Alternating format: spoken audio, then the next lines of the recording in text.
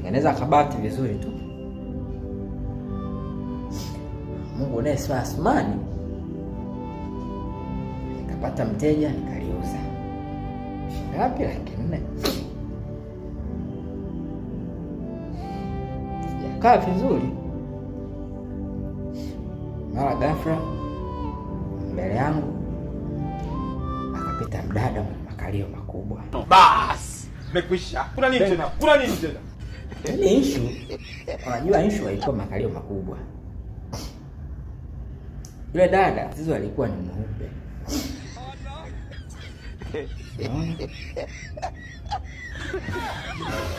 Sijui nimemkosea nini Mungu.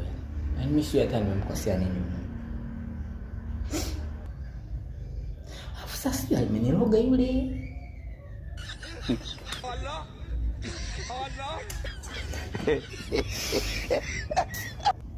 Angalia lobaki.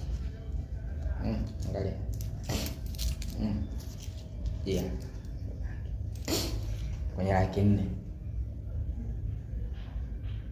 Hivi kulikuwa na ulazima gani wa Mungu kutuchanganya na hawa viumbe? Kwani asingetufanya tuwe separate? Yaani kama watu wanaofanyaga wale watu wa shule wale, unakuta boys wako peke yao na shule za girls wako peke yao. Niona kama ingesaidia sana. Zoezi la kujenga ni kama inakuwa gumu sasa hivi.